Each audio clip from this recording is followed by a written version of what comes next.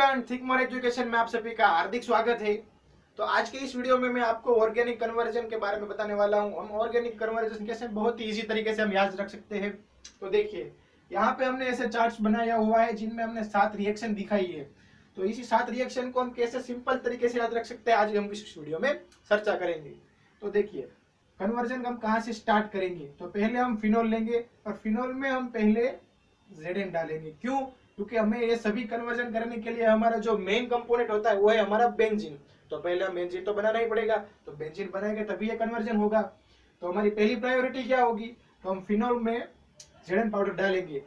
अब सभी organic reaction में अगर ऐसे कोई भी ऐसा कंपाउंड होगा जो हम इजी तरीके से बना सकते हैं तो वो है हमारा बेंजीन। तो बेंजीन बनाने के लिए आपको कुछ नहीं करना, सिर्फ आपको फिनोल लेना है और फिनोल के ऊपर थोड़ा सा Zn पाउडर डाल देना है।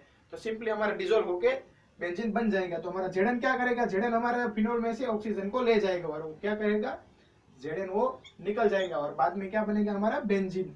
अब बेंजीन में से हम इस सातों कन्वर्जेशन को समझेंगे, ठीक है।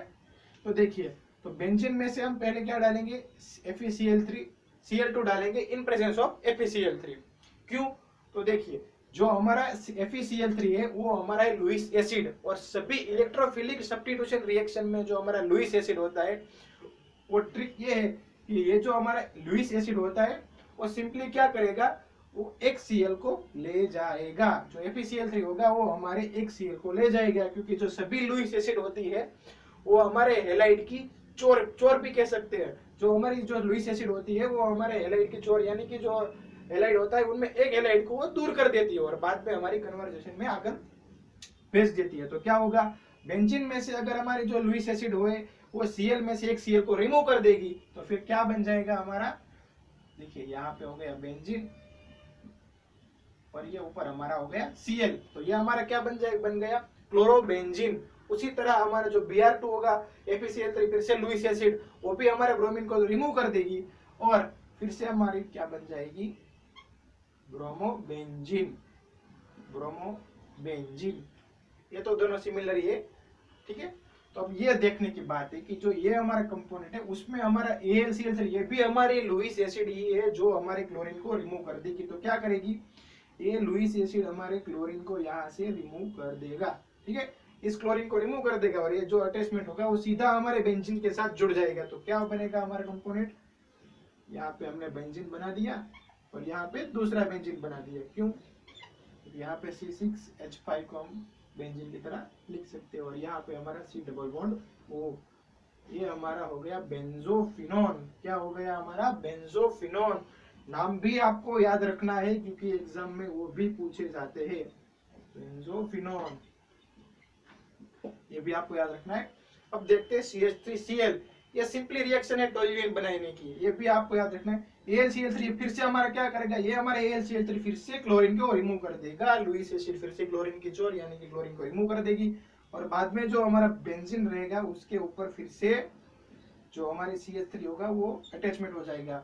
AlCl3 का काम ही है जो हमारे उसके साथ जो कंपोनेंट जुड़ा होता है उसको प्लस में कन्वर्जेशन करेगा, यानी कि क्या करेगा, जो CH3 होगा उसको हम ऐसे प्लस में कन्वर्ट कर देगा, यानी हमारे कार्बोकेटाइन के रूप में कन्वर्ट कर देगा और बाद में हमारे बेंजीन के साथ सीधा अटैचमेंट हो जाएगा।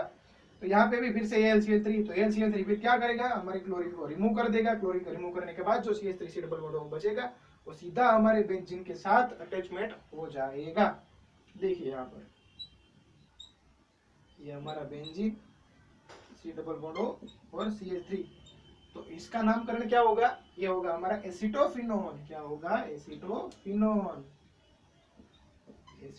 ये नाम भी आपको याद रखना है क्योंकि हर बार आपको स्ट्रक्चर नहीं दिया होगा, आपको नाम भी दिया होगा, तो ये भी आपको याद रखना ही है, ठीक है।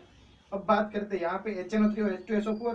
तो यहाँ पे हम HNO3 भी ले सकते हैं और यह H2SO4 रिक्वायरमेंट ऐसे कंपलसरी नहीं है कि H2SO4 लेना ही है, HNO3 लेकर भी हम नाइट्रेशन कर सकते हैं। तो फिर से हमारा कन्वर्जन क्या होगा, ये हमारा बेंजीन हो गया और यहाँ पे लुईस एसिड नहीं दिया हुआ है, लेकिन ये रिएक्शन बहुत ही इजी है इसलिए मैं आपको सिर्फ ड्रॉ करके देखता हूँ। देखिए यहाँ पे लिख दिया हमने NO2, ये हमारा नाइट्रेशन हो गया। ब्रोमिनेशन, नाइट्रेशन, सल्फोनेशन, क्लोरीनेशन, ये सभी रिएक्शन एक ही स्टेप की रिएक्शन होती है। अगर ब्रोमिनेशन की बात करें तो Br लगाया और हमारा ब्रोमोबेंजीन बन गया। क्लोरीनेशन की बात करें, क्लोरीन लगाया और हमारा क्लोरोबेंजीन बन गया। ठीक है, अब बात करते हैं H2SO4। यहाँ पे हमारा सल्फोनेशन होगा, यानी कि बेंजोइक सल्फ्यूरिक एसिड बनेगा। क्या बनेगा बच्चों? Benzene sulphuric acid SO3H।